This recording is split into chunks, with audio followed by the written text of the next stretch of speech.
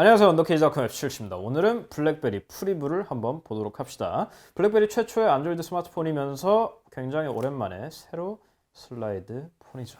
자, 일단 전면에는 5.4인치 QHD 아몰레드 디스플레이가 있죠. 듀얼 커브 디스플레이어, 엣지라고 부르고 싶은데 이거 엣지라고 불러도 되나? 삼성 이름 아닌가? 뭐 여하튼 볼륨 키가 있고요. 왼쪽에 전원 키가 있고 여기에는 역시 중요한 쿼티 키패드가 있죠. 중요한 주인공은 나중에. 아래쪽에 마이크로 USB 포트가 있고요. 이어폰 잭, 그리고 마이크와 스피커가 있는데 스피커는 썩 좋진 않아요. 근데 위에 쪽에는 나노심 카드 트레이와 마이크로 SD 카드가 있죠. 안드로이드는 마이크로 SD 카드가 있는 게 당연한 거라고 생각을 했는데 모 제조사 때문에, S로 시작하는 모 제조사 때문에 저걸 요즘 다 따라서 빼고 있죠. 근데 삼성도 S7에서는 다시 넣는다는 얘기가 있는데 모르겠어요. 그리고 뒤쪽에는 18메가픽셀 슈나이더 크루스나크 인증 렌즈 카메라가 있죠. 듀얼 LED 플래시와 그리고 뒤쪽에는 약간 케블러 패턴 비스무리한 게 있고 이게 굉장히 그립감이 좋아요. 그래서 꽤 큰 폰임에도 불구하고 손에서 떨어지는 일은 거의 없을 정도로 그립감이 괜찮다. 한 가지 아쉬운 건 뒤쪽이 마감이 별로예요. 이게 사이에 공간이 있어요. 그래서 눌리고 삐걱거려요. 거기다가 이 옆에는 그냥 이렇게 뜯으면 열릴 것 같은, 마치 배터리 커버를 교체할 수 있을 것 같은 마감의 부실함이 있죠. 이게 전반적으로 마감이 굉장히 좋다는 걸 감안했을 때 이게 튀어가지고 더더욱 눈에 띈다는 거예요. 굉장히 아쉬운 부분이에요. 블랙베리 프리브로 말할 것 같으면 블랙베리죠. 너무 당연하게. 하지만 안드로이드예요. 일단 두 가지로 나눠서 봅시다. 첫 번째로 이게 괜찮은 블랙베리인가? 블랙베리는 물론 풀스크린 블랙베리도 있죠. 하지만 제일 큰 거는 역시 쿼티 키보드 때문에 블랙베리를 쓰는 분들이 많으실 거예요. 그런 면에서 블랙베리 쿼티 키보드, 프리브의 쿼티 키보드는 키보드 자체로만 봤을 때 좋은 쿼티라고 할 수는 없을 것 같아요. 뭐 방금 전에 제가 코롬님이랑 얘기하면서도 얘기를 들었지만 눌리는 감이라든지 전반적으로 이게 얇게 만드느라 보세요. 정말 얇아요. 슬라이드 쿼티라고 보기엔 정말 얇단 말이에요. 이 사이에 이걸 숨기느라 키패드가 썩 좋은 편은 아니에요. 근데 저는 2, 3일 적응하니까 뭐 나쁘지는 않아요. 당연히 Q10이나 저기 그냥 Q5 같이 두께가 어느 정도 있어서 여유 공간이 있는 친구들보다는 못하지만 충분히 쓸만하다. 그리고 저는 쿼티 키보드가 누르는 것도 누르는 거지만 임프레션 그 소감에서 말씀드렸다시피 스크롤이 된단 말이에요. 블랙베리 프리브 패스포트에서 제일 처음 소개시켜드렸던 건데 이게 터치 센서가 있어서 아마 옛날에 스카이 써본 분들은 그 스카이 S440L이었나 그게 그 펜네임이 기억이 안 나네. 요게 들어간 게 있어요. 요렇게 슬라이드가 된다는 거예요. 이게 생각보다 굉장히 편해요. 길 가면서 그냥 전철 같은 데 타고 가면서 이렇게 슉슉 내리면서 읽는 게 굉장히 편해요. 생각보다.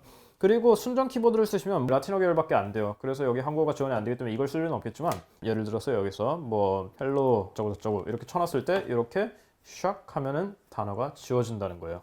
물론 아쉽게도 한국어로는 지원이 안 되기 때문에 한국어로 다른 서드 파티 키보드로 쓰면은 이 기능을 쓸 수 없지만 그런 기능들이 있다.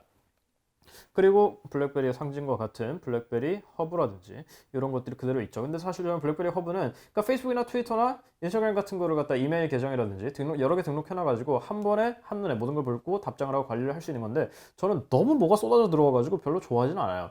근데 이럴 때를 대비해서 블랙베리가 안드로이드에 약간의 수정을 가해놨죠. 그래서 이렇게 알림을 주는 앱마다 골라가지고 알림을 따로 볼 수 있어요. 이런 것들 당연히 블랙베리가 자랑하는 BBM이라든가 블랙베리 미팅 같은 서비스도 당연히 들어갔죠. 저는 뭐 어차피 BBM을 별로 쓰질 않아가지고. 그리고 블랙베리 하면 역시 보안인데 블랙베리 디텍이라는 서비스가 들어가 있어요. 이거는 그냥 약간 검사 앱 같은 건데 V3에도 들어가 있는 뭐 그런 기능들이죠. 그냥 보안에 해가 되는 것들을 이렇게 알려주는 부분이에요. 근데 웃기는 건 여기 보안에 제일 좋은 거는 기기 하드웨어다.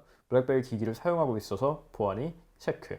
약간 잡법기죠. 좀 귀엽긴 한데. 그리고 보안 패치를 갖다가 매달 구글에서 안드로이드에다가 제공을 한다 그랬죠. 그거를 갖다가 블랙베리도 늦지 않게 제공을 한다 그랬고 실제로 업데이트가 이번에도 OTA로 하나 날아왔어요. 보안 패치. 그 앱을 돌려봤는데 전혀 노출되지 않아 있다고 나오죠. 이런 식으로 블랙베리의 핵심이라고 할 수 있는 부분들이 잘 정리가 돼 있어요.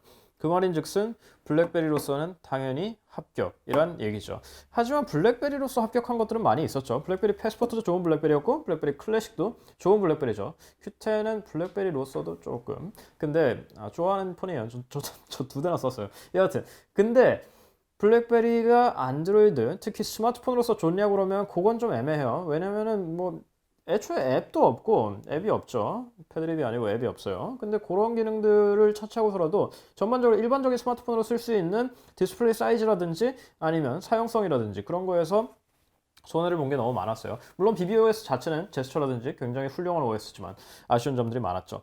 그래서 스마트폰으로 좋냐? 일단 첫 번째 스펙인데 스냅드래곤 808에다가 QHD 디스플레이, 3기가 램, 3400mAh 배터리가 들어있죠. 퀵차지까지 지원을 해요. 스펙으로는 체크. 근데 스펙으로만 모든 걸 판단할 수 없어요. 써봐야 아는 거니까. 일단 OS 자체는 굉장히 순정에 가까워 보이죠. 롤리팝 베이스에다가 거의 수정을 가지 않았어요. 괜히 이상한 테마 같은 거 입혀가지고 이상하게 만드는 것보다 이게 훨씬 나은 선택이라고 여러 번 주장을 하고 있는데 블랙베리가 굉장히 정직하게 잘 만들어졌죠. 마음에 드는 부분이에요. 전반적인 퍼포먼스도 굉장히 빨라요. 블랙베리가 수정한 부분이라고는 보안에 관한 거, 그리고 이런 식으로 엣지 디스플레이를 활용하는 것들, 그리고 예쁜 트릭들인데 제가 가장 마음에 드는 거는 이 멀티태스킹 있죠. 이 멀티태스킹이 굉장히 조금 보여가지고 싫어하는데 바둑판식으로 바꿔서 이렇게 많이 볼 수도 있고, 여기 디자인을 더 우선으로 하는 이런 것도 있죠. 멀티태스킹을 바꾼다든지 들어가지고 기계를 킨다든지 충전 중에 옆에 배터리가 보인다든지 슬라이드 생산선 탭이라든지 헤드셋을 연결하면 이어폰으로 바로 끼울 수 있다든지 앰비언트 디스플레이까지, 거기다가 디스플레이 색감이 마음에 안 드는 분들을 위해서 화이트 밸런스나 채도 조절 기능까지 넣어놨죠. 참고로 여기에도 앱들을 갖다 3개까지 최대 지정할 수 있죠. 전 하나만 있는데도 편해가지고 굉장히 세세하고 꼭 필요한 기능들만 넣어놔서 마음에 들게 만들어놨어요. 전반적으로 굉장히 빠릿한 건 물론이고 블랙베리뿐만 아니라 안드로이드로서의 성능도 출중하죠. 이 말인즉슨 카메라를 빼놓을 수 없는데 최신 스마트폰에서 뒤쪽 18메가픽셀 카메라 자체는 뭐 그럭저럭, 사실 슈나이더 크로스나이트 인증이라고는 하는데 그런 인증이 달린 것 치고서는 뭐 딱히 그렇게 이유를 보여주지 못하는 것들이 많은데 이것도 그 중에 하나예요. 뭐 그냥 뭐 그러려니 그냥 쓸만한 카메라야. 굉장히 아쉬운 건 앞쪽에 2메가픽셀 카메라죠. 요즘 뭐 셀카도 셀카지만 2015년에 2메가픽셀은 좀 너무한 숫자라고 할 수 있죠. 실제로 화질은 뭐 그냥 눈을 차마 뜨고 보지 못할 정도의 구질구질한 화질을 보여줘요. 이게 큰 실책 중에 하나예요. 스피커도 예전보다는 조금 아쉬운 편이에요. 패스포트나 Q10 같은 데 들어갔던 빵빵한 베이스가 울리는 스피커에 비하면 이거는 전면이라고는 해도 그냥저냥 별로 정도다. 이어폰 끼우면 괜찮아요. 근데 배터리가 생각보다 괜찮단 말이에요. 3400mAh인데 사실 스마트폰 처음에 만들면, 그러니까 특히 안드로이드 같은 걸 처음에 만들면 배터리 최적화하기가 굉장히 힘든데 화면 켜짐으로 4시간에서 5시간 사이를 그냥 뽑아준다는 거예요. 편하게 써도. 충분히 칭찬할 만한 점이죠. 해외 리뷰에서는 버그가 좀 있다는 얘기를 들었는데 저는 쓰면서 버그를 전혀 못 느껴가지고 뭐 업데이트로 그 사이에 패치가 된 건지 아니면 그냥 제가 못 발견한 걸지 잘 모르겠지만 생각보다 엣지 디스플레이도 잘 썼고 안드로이드로서도 확실히 합격이라고 할 수 있겠어요. 블랙베리 프리브가 블랙베리의 절치부심이라고 할 수 있죠. 막 협박하고 다니죠. 이번에 우리가 얼마 못 팔면 이제 접어버리겠다고. 근데 확실히 잘 만들었어요. 아쉬운 점은 가격이 699불이 나온다는 거예요. 한동안 프리미엄까지 붙었었는데 699불이 나는데 이거를 일반적인 이 정도 스펙이면 사실 한 600불 사이에 살 수 있어요. 한 200불 정도의 프리미엄을 더 지불해야 된다는 건데 단순히 키패드를 위해서 아니면 블랙베리에 대한 충성심을 위해서 200불을 더 지불할 수 있느냐는 개인이 고민해 봐야 될 문제인 것 같아요. 근데 저는 충분히 지불할 의사가 있고 그만큼 만족스러웠어요. 무엇보다 그래요. 사실 딴 거 다 때려치고 이쁘잖아요. 굉장히 이쁘지 않아요? 자, 블랙베리 프리브고 저는 사실 이 다음에 나오는 그 바형 커트로 나온다는 비엔나에 훨씬 더 기대를 많이 하고 있는데 일단 첫 번째 작품이자 굉장히 세련된 프리브도 만족스러웠습니다. 자, 국내 발매는 안 되지만 안타깝게도 한국어 지원도 기본 키패드를 제외하면 완벽하게 로컬라이징이 되어 있기 때문에 부담 없이 구매하셔도 될 거예요. 물론 가격은 부담이 있지만 블랙베리 프리보고 저희 구독하기는 하셨겠죠? 인스타그램, 페이스북, 트위터, 구글 플러스도 있으니까 잊지 말아주시고요. 다음 시간에 뵙죠. 블랙베리 프리보는 항상 이렇게 끝해야 되죠.